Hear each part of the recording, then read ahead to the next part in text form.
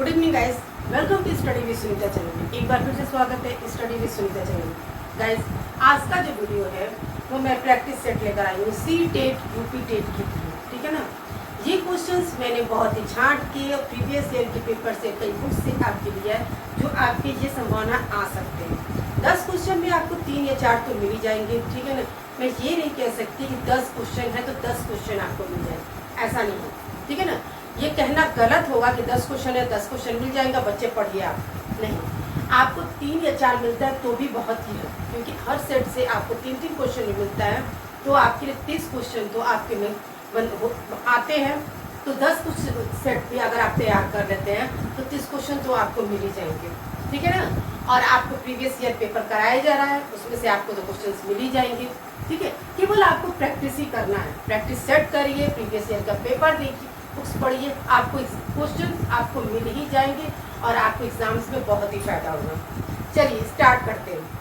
सबसे पहले भाषा की सबसे छोटी इकाई है, तो आपकी हिंदी के बुक्स में सबसे पहला क्वेश्चन यही होता है कि भाषा के बारे में ही वर्णमाला का जब चैप्टर होता है तो सबसे पहले यही क्वेश्चन बनता है कि भाषा की सबसे छोटी इकाई क्या है। तो भाषा की सबसे छोटी इकाई वर्ण होती है, क्योंकि स्वर हो नहीं सकता, भाषा ही भाषा का पूछता है, नहीं होगा। तो शब्द तो बड़ों को मिलकर ही बनेगा, तो नहीं होगा। यानी कि सबसे छोटी इकाई किसे माना जाता है, वर्ण को। देखिए, और यहाँ जो क्वेश्चन मैंने आपको समझा दे रही हूँ ताकि उसका आंसर आपको याद हो जाएगा, तो जब भी आप आंसर सेट में आप एग्जाम्स में देखेंगे तो आपको एकदम अच्छे से याद रहेगा, फटाक से आप उसको कर सकते हैं। फूलों के नाम प्राय होते हैं, फूलों के जो भी नाम होते हैं प्राय हमेशा पुल्लिंग में आते हैं। इस तरह से क्वेश्चन पूछ सकते हैं कि फूलों के नाम किस में आते हैं, पुल्लिंग में आते हैं कि स्त्रीलिंग में आते हैं, तो आप कह सकते हैं कि फूलों के नाम हमेशा पुल्लिंग होते हैं। श्रृंगार रस का स्थायी भाव क्या है, ठीक है ना। तो श्रृंगार रस का स्थायी भाव जो होगा रति होगा। और क्यों रति होगा, क्योंकि श्रृंगार रस में जो है कि आपके प्रेम, ठीक है, रति और आपके वियोग की बात होती है। वहाँ एक नायक नायिका की बात होती है, जो वियोग की बात होती है, प्रेम की बात होगी वहाँ पे, वहाँ रति की बात होती है। वहाँ पे जो स्थायी भाव उसका होता है वो रति होता है, ठीक है। ये आपको मैंने सब समझाया है। तो जब भी एग्जाम में क्वेश्चन आएगा तो आपको ये समझ में आ जाएगा, अरे श्रृंगार रस में किसकी बात हो रही है, नायक नायिका की बात हो रही, तो नायक नायिका में क्या होता है, प्रेम की बात होगी, वियोग की बात होगी, रति की बात हो, तो स्थायी भाव क्या हो जाएगा, रति हो जाएगा। क्यों कि प्रेम वियोग, ठीक है ना। अब यहाँ तो प्रेम वियोग कहीं दिया नहीं है, सिर्फ रति दिया, तो आपको ये समझ में आया प्रेम वियोग और रति की बात हो रही, तो यहाँ इसका स्थायी भाव क्या हो जाएगा, रति हो जाएगा। चक्रपाणी में कौन सा समास है, ये क्वेश्चन तो आपको बहुत इंपॉर्टेंट है, कई बार क्वेश्चन आपसे पूछे गए हैं। तो यहाँ पे अव्ययभाव, बहुव्रीहि और कर्मधारय तत्पुरुष, ये नहीं, देखिए इसमें बहुव्रीहि समास होगा। आपको आंसर से आपको समझा दे रहे हैं ताकि आपको ये समझ में आ जाए। बहुव्रीहि समास क्यों होगा, तो आपको बहुव्रीहि समास आपको पता होगा कि उसमें जो होता है पूर्व पद और उत्तर पद, ठीक है ना। पूर्व पद और उत्तर पद के दोनों के अर्थ अलग होने के कारण उस अर्थ से एक नया अर्थ बनता है, एक नया वाक्य बनता है, जिसे हम बहुव्रीहि समास कहते हैं। जैसे यहाँ पे चक्र जो है, हाथ में चक्र का चक्र, पाड़ी का हो गया हाथ, यानी कि हाथ में लिए जो चक्र होगा वो कौन होगा, विष्णु भगवान। तो इसीलिए यहाँ पे क्या हो गया, बहुव्रीहि, क्योंकि बहुव्रीहि समास में पूर्व पद और उत्तर पद दोनों का अर्थ अलग होता है, इन दोनों अर्थों के अलग से एक नया वाक्य बनता है। यही पे हो गया आपका बहुव्रीहि समास। अयोग वाह कहा जाता है, तो किसे कहा जाता है, संयुक्त व्यंजन, अल्प प्राण, महाप्राण, विसर्ग। तो अयोग वाह न स्वर में आता है न व्यंजन में आता है, ठीक है, ये बात आप समझ लीजिए। लेकिन स्वर के अंत में लगता है, ठीक है, स्वर के अंत में लगता है।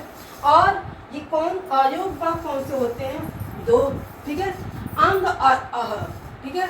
तो यहाँ पे देखिए अंत में लगना अंग और अह लगता है, इसीलिए यहाँ पे क्या होगा आंसर, विसर्ग। एक हो जाएगा अनुस्वार और दूसरा विसर्ग होता है, ठीक है ना।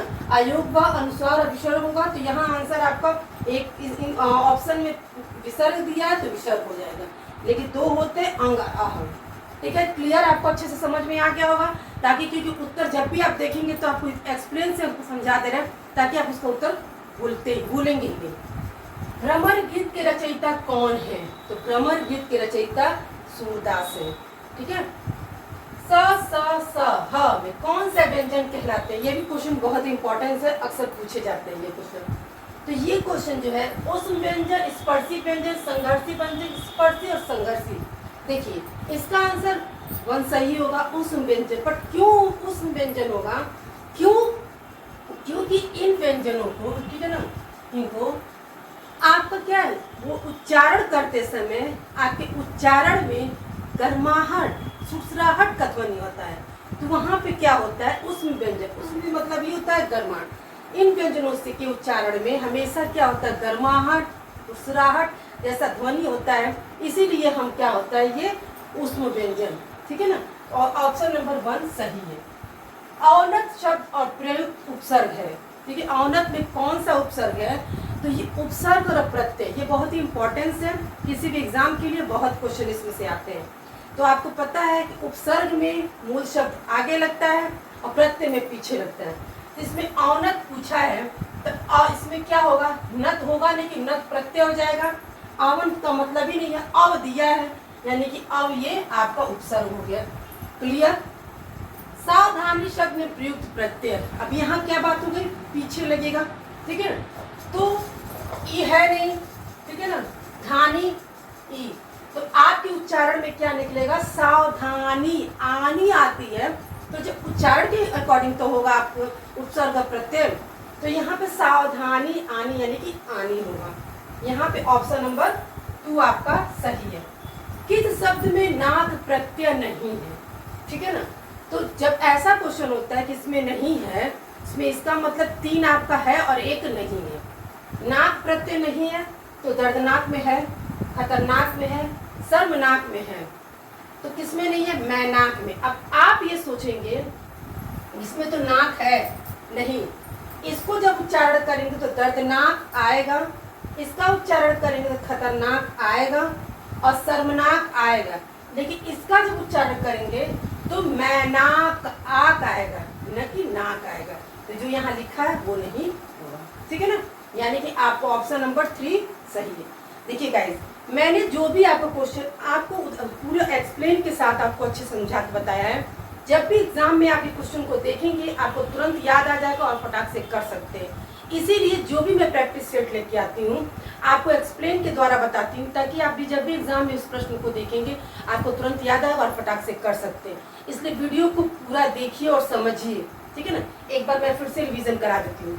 भाषा की सबसे छोटी इकाई वर्ड, फूलों के नाम प्राय के पुल्लिंग में आते हैं, श्रृंगार रस का स्थायी भाव रति, चक्रपड़ी में कौन सा समास है, बहुब्रीहि, अयोगवाक कहा जाता है विसर्ग, भ्रमर गीत के रचयिता कौन है, सूरदास, स स स ह में कौन से व्यंजन कहलाते हैं, उसमें व्यंजन, औनत शब्द में प्रयुक्त उपसर्ग है अव, सावधानी शब्द में प्रयुक्त प्रत्यय है आनी, किस शब्द में नाक प्रत्यय नहीं है, मैनाक। ये सब जो क्वेश्चन थे, ये 10 क्वेश्चन जो है, इसमें से आपको 3-4 तो आपको मिल जाएंगे। इस वीडियो को पूरा देखिए, पढ़िए और समझिए। एग्जाम्स के लिए बहुत ही बेनिफिट्स हैं। मिलते हैं नेक्स्ट वीडियो में।